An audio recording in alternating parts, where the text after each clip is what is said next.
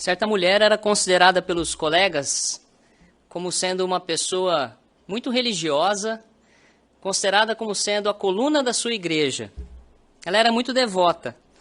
E ela tinha aprendido que a morte não era realmente o fim, mas uma passagem apenas para um outro tipo de vida. No entanto, quando a própria morte dessa pessoa parecia iminente, ela estava apavorada de medo. Estava com muito medo de morrer. É interessante esse aspecto. Medo de deixar de existir. Alguns pesquisadores se referem a esse medo como a ansiedade da morte. Em um livro chamado Como Morremos, um certo médico escreveu: nenhum de nós parece psicologicamente preparado para aceitar a ideia de estar morto, com um conceito de inconsciência permanente, sem vazio nem vácuo, em que não existe simplesmente nada. Faça esse exercício agora, bem brevemente. Você consegue se imaginar não existindo? Como se estivesse no vácuo, como se estivesse em lugar nenhum? É muito difícil, mas praticamente impossível de nós conseguirmos pensar nisso.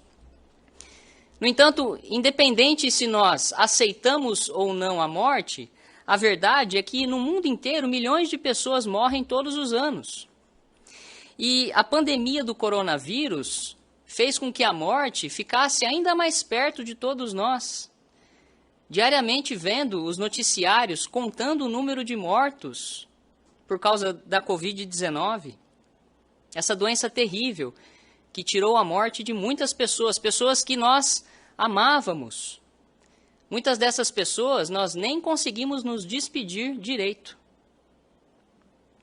E ao tentar consolar alguém enlutado por causa de tudo isso que nós já comentamos, as pessoas tentam consolar outros, dizendo coisas que refletem a crença de que os mortos vão para um outro lugar, viver de outra forma. E essas crenças variam muito.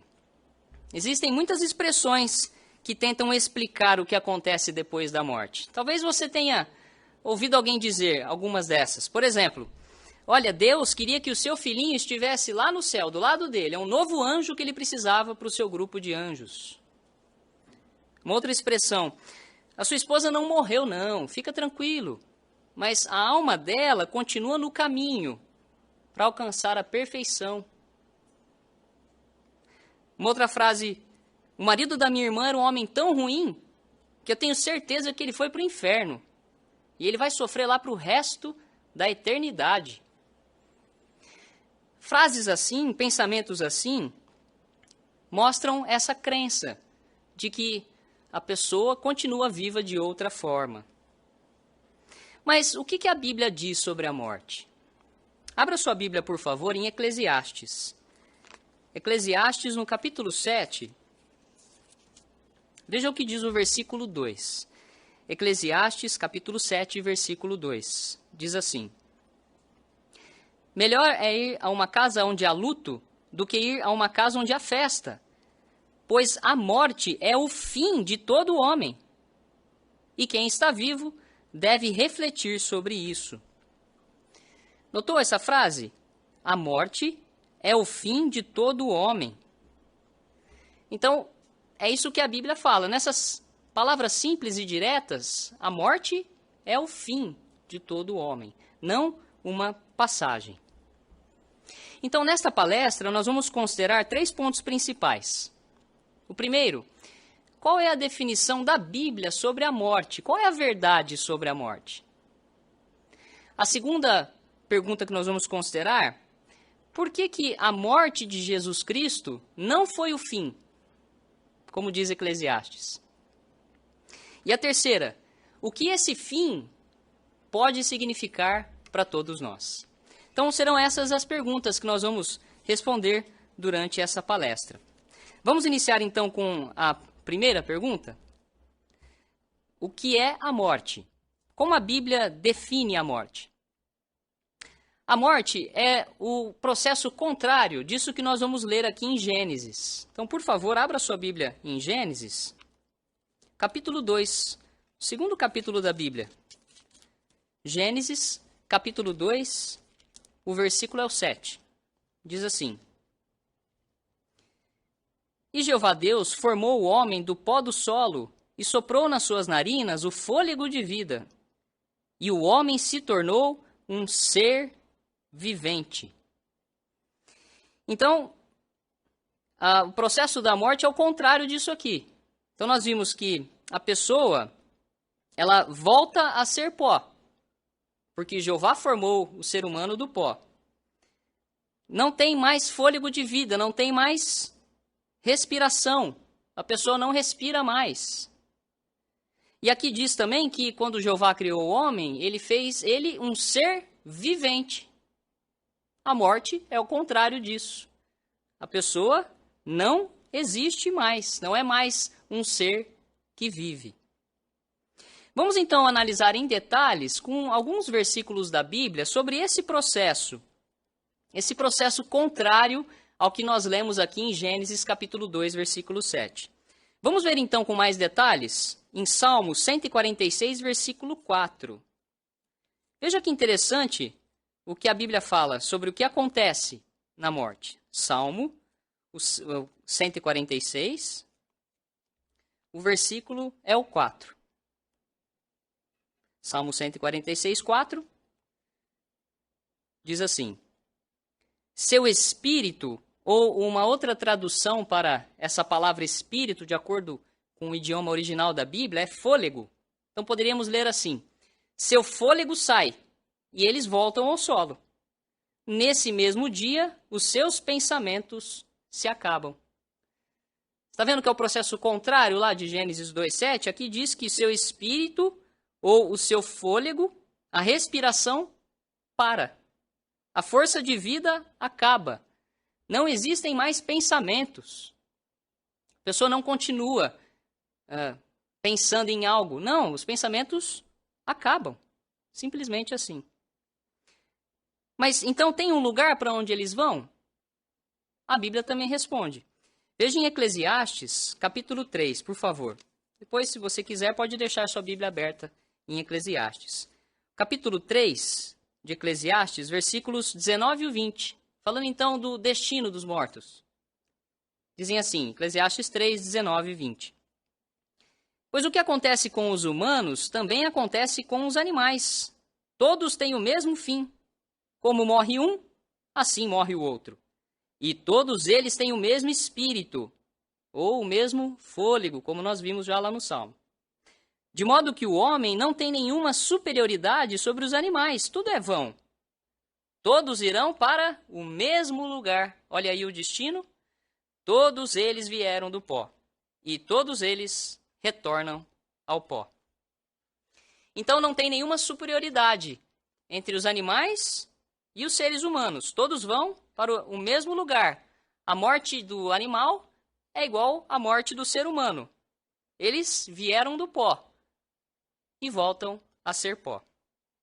Então, a respiração para, a pessoa deixa de existir, não tem mais pensamentos, o corpo deixa de existir, vira pó.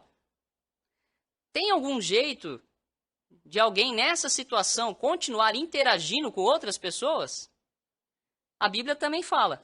Então, se você estiver aí em Eclesiastes, vá um pouco mais à frente, por favor, no capítulo 9. Veja Eclesiastes, o capítulo 9, os versículos que nós vamos ler, 5, 6 e também o 10. Pois os vivos sabem que morrerão, mas os mortos não sabem absolutamente nada, nem têm mais recompensa, porque toda lembrança deles caiu no esquecimento. Também seu amor, seu ódio e seu ciúme já não existem, e eles não têm mais parte em nada do que se faz debaixo do sol. E o versículo 10. Tudo que a sua mão achar para fazer, faça-o com toda a sua força, pois não há trabalho, nem planejamento, nem conhecimento, nem sabedoria na sepultura, o lugar para onde você vai.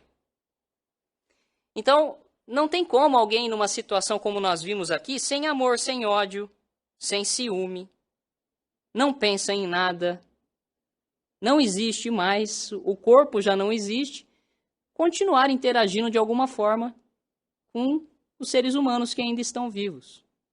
A pessoa simplesmente deixa de existir.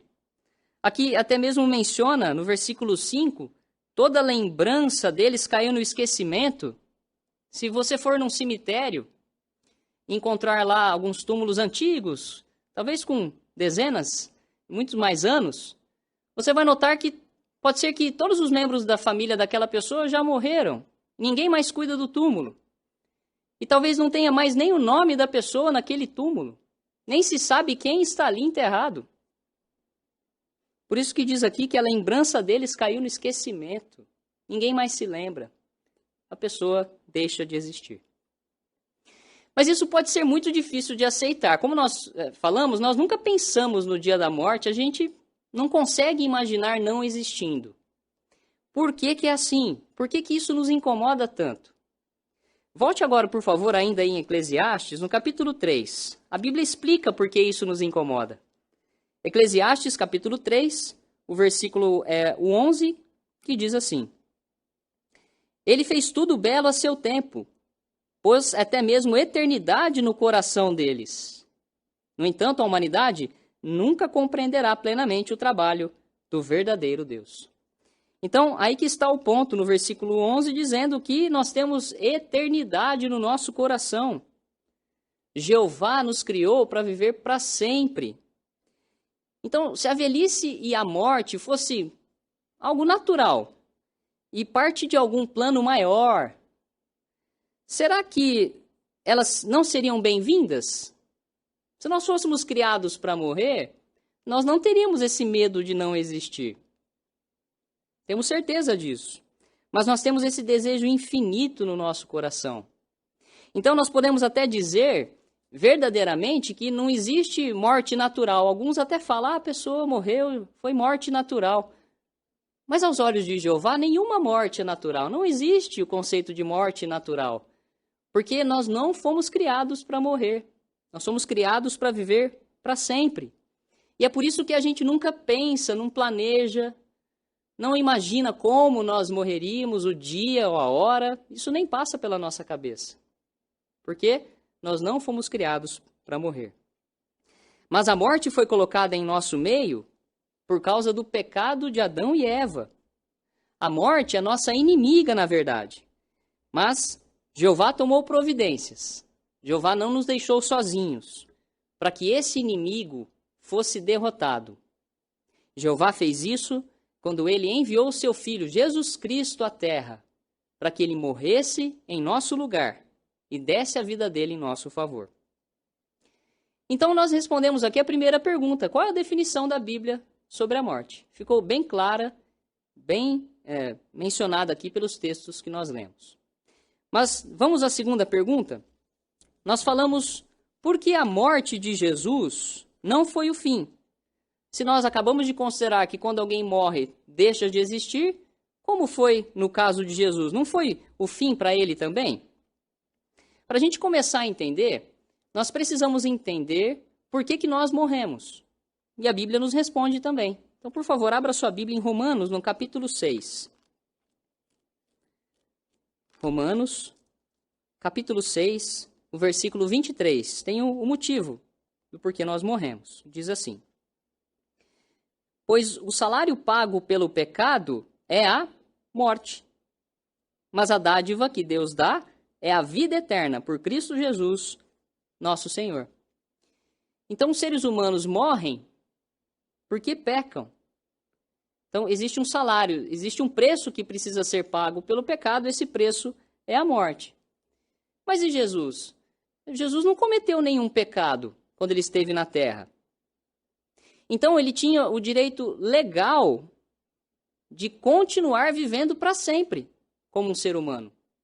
Ele nunca mereceu a morte. Ele não foi desobediente, nunca pecou contra Deus. Ele sempre obedeceu aos mandamentos de Jeová quando foi um ser humano. Então, nós podemos dizer que a morte de Jesus, na verdade, foi injusta. A morte dele não deveria ter acontecido. Mas depois que ele foi ressuscitado para viver como uma criatura espiritual, aí então ele tinha o direito e a posse sobre a vida humana. porque ele morreu sem merecer. Então, lá no céu, Jesus apresentou exatamente esse valor, como se dizendo para Jeová: Jeová, eu não merecia morrer, e ofereço esse valor para que o Senhor então possa perdoar os pecados de todos os seres humanos. Eu, como ser humano, provei que fui leal e morri sem merecer. A partir disso, então, qual seria o alcance desse sacrifício? A Bíblia nos diz aqui em 2 Coríntios, capítulo 5. Abra sua Bíblia, por favor. 2 Coríntios, o capítulo 5. Os versículos que nós vamos ler, 14 e o 15. 2 Coríntios 5, versículos 14 e o 15 dizem assim: Pois o amor do Cristo nos impele, porque nós concluímos o seguinte: um só homem morreu por todos. De fato, todos tinham morrido. E ele morreu por todos para que os que vivem não vivessem mais para si mesmos, mas para aquele que morreu por eles e foi levantado. Jesus morreu por todos. Aqueles, então, que decidissem viver, não para fazer mais as suas vontades, atender os seus desejos de forma egoísta, mas para agradar a Jeová, imitar a Jesus Cristo, seguir os seus passos, poderiam ter a sua dívida paga. Era como que, se todos os pecados que nós cometemos, se nós fôssemos acumulando uma dívida com Jeová. E aí vem o sacrifício de Jesus e paga essa dívida. Faz isso por nós. Vamos ilustrar isso de uma forma prática? Suponha que você, por algum motivo, se encontra com uma dívida imensa. O seu cartão de crédito estourou o limite, a sua conta bancária está negativa em milhares de reais, seu nome está sujo na praça. Aí você não consegue comprar nada, ninguém quer vender para você. Fiado para você nem se fala, ninguém quer ver você passar perto do comerciante. Aí seu telefone também não para de tocar, alguém te ligando, se você não vai quitar aquela dívida. E você sabe que você não consegue pagar, você não tem dinheiro, você está completamente endividado. Não ia bater um desespero se você estivesse nessa situação? Aí um dia você acorda e aí tem uma notificação lá no seu celular. O limite do seu cartão de crédito voltou. Sua conta bancária não está mais zerada. Você agora tem o seu nome limpo na praça. E agora as ligações que você recebe são das pessoas te avisando: olha, aquela dívida está quitada, você não deve mais nada para mim. Isso seria um pouco difícil de acontecer se não fosse impossível no mundo em que nós vivemos, não é mesmo? Mas foi exatamente isso que Jeová e Jesus fizeram por nós. Jeová permitiu que Jesus viesse até aqui na terra para quitar essa dívida. E sabe o melhor? Imagina que essa pessoa que quitou essa dívida, uma pessoa que você nem conhecia, depois você soube que ela fez isso sem te conhecer, e aí depois também ela entra em contato com você para você poder ser amigo dela. E ela se coloca à disposição para quitar todas as suas dívidas depois, se você um dia voltasse a ter novamente. E é isso que Jesus fez por nós. Nós constantemente estamos em dívida com Jeová. Mas a partir do momento que nós aceitamos o sacrifício que ele fez por nós, nós temos as nossas dívidas pagas. Todas elas são quitadas, porque Jesus morreu em nosso favor. Com isso que Jeová e Jesus fizeram por você, por mim, Jeová usou como base para que todos aqueles que desejassem e seguissem os passos de Jesus pudessem ter os seus pecados perdoados. Agora, será que isso significa que Jeová oferece o perdão generalizado? Será que é assim? Não. A Bíblia diz que para perdoar, Jeová exige obediência. Nós precisamos continuar aprendendo o que Jeová quer de nós por meio da sua palavra. Não só aprendendo, mas também aplicando em nossas vidas. O fato de Jeová ter libertado a Jesus do túmulo serve como uma garantia de que o dia de julgamento que Jeová se propôs a fazer na terra vai vir. Mas, ao mesmo tempo, nós temos a certeza de que haverá uma ressurreição. Como vimos, para Jesus não foi o fim a morte para ele. Porque nós sabemos muito bem que Jesus foi ressuscitado, foi trazido de volta à vida. Então, a morte de Jesus não foi o fim para ele, e a nossa morte também não precisa ser o fim para nós. Então, respondemos a segunda pergunta, por que a morte de Jesus não foi o fim para ele? Mas agora entramos nesse aspecto. O que o fim pode significar para nós, aqueles que procuram fazer a vontade de Jeová? Bem, de acordo com o que nós consideramos, a morte é o fim de tudo? Seria, se não fosse por Deus e por Cristo. E mesmo apesar de toda a tecnologia que o ser humano conseguiu desenvolver, os humanos não conseguem criar vida e não conseguem restaurar uma vida. Eles conseguem, no máximo, fazer com que alguém continue vivo por mais tempo. Conseguem, com medicamentos, com tratamentos, fazer com que a pessoa até estique um pouco mais, ou muitos anos a vida que ela teria. Mas criar, restaurar a vida, só Jeová consegue fazer. E a restauração da vida não é algo novo para aqueles que conhecem a Jeová, não. Os servos antigos de Deus já tinham fé nessa restauração, de que Jeová poderia trazer alguém de volta à vida. Veja como isso foi bem expresso no livro de Jó. Abra sua Bíblia, por favor. No livro de Jó, o capítulo é o 14. Jó, capítulo 14, os versículos 14 e o 15 nos dão essa resposta. Jó, 14, 14 e o 15. Dizem assim: quando um homem morre, pode ele viver novamente? Esperarei todos os dias do meu serviço obrigatório, até vir o meu livramento. E aí são as palavras: tu chamarás, e eu te responderei. Terás saudades do trabalho das tuas mãos. Que palavras encorajadoras, não é mesmo? Aqui, então, nós lemos que Jeová tem condições de chamar alguém de volta. Alguém que já tinha deixado de existir, que estava morto. E esses versículos, essas palavras, nos ensinam uma lição muito consoladora da parte de Jeová. Nós conseguimos perceber, você com certeza conseguiu perceber, o carinho. Um carinho muito especial que Jeová tem por essas pessoas que estão dormindo na morte. Até mesmo aqueles que foram fiéis e leais a Ele por anos. E aí perderam a sua vida. Mas Jeová promete restaurar essa pessoa que Ele ama muito. E aqui mesmo essa palavra utilizada, saudades. Jeová sente falta dessa pessoa. Nós sentimos muita falta daquela pessoa que nós perdemos na morte.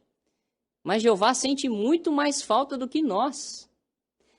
É interessante que essa palavra hebraica usada aqui nesse versículo 15, quando fala de saudades, certo erudito bíblico diz que é inquestionavelmente uma das palavras mais fortes que existem para expressar o sentimento de desejo intenso.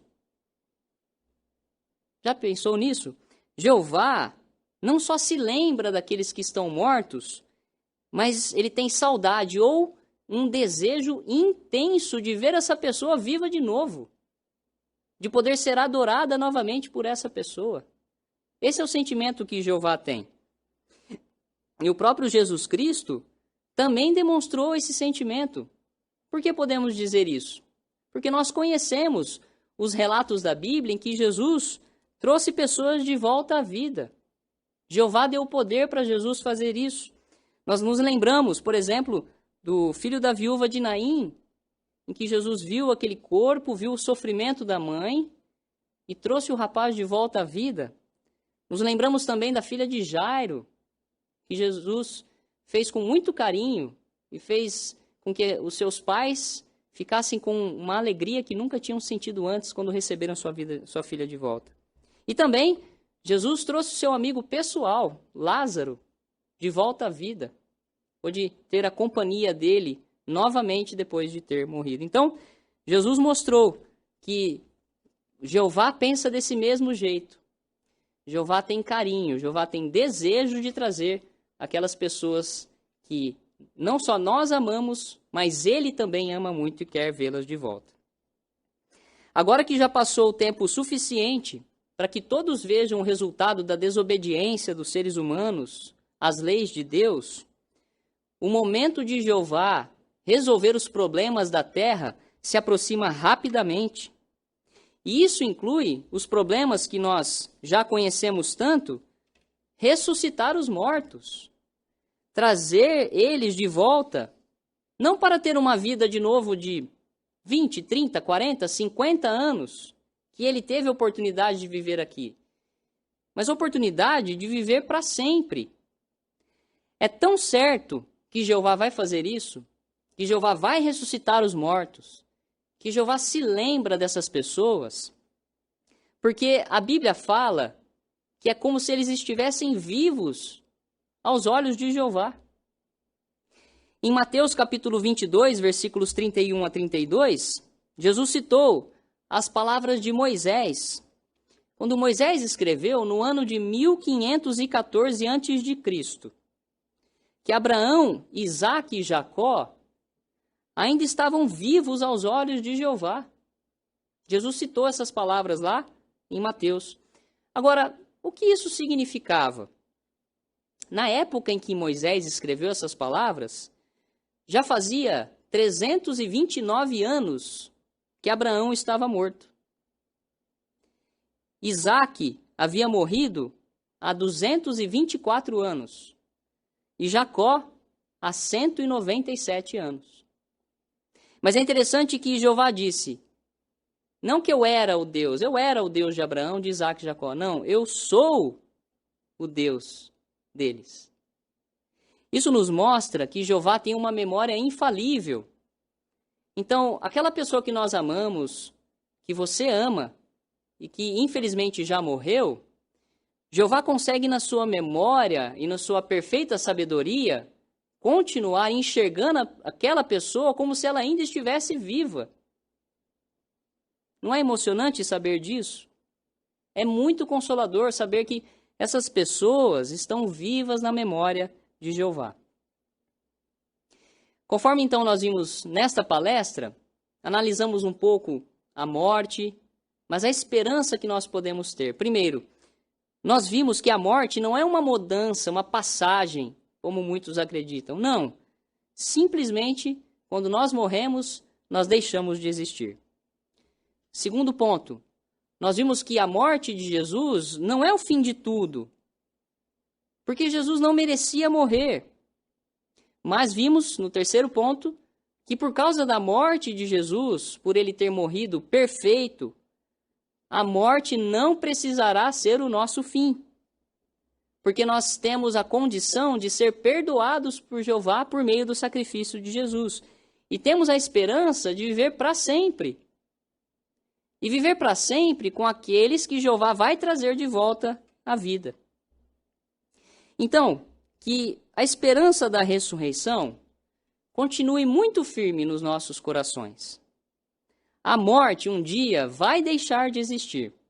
A morte é uma inimiga e Jeová derrotará todos os nossos inimigos.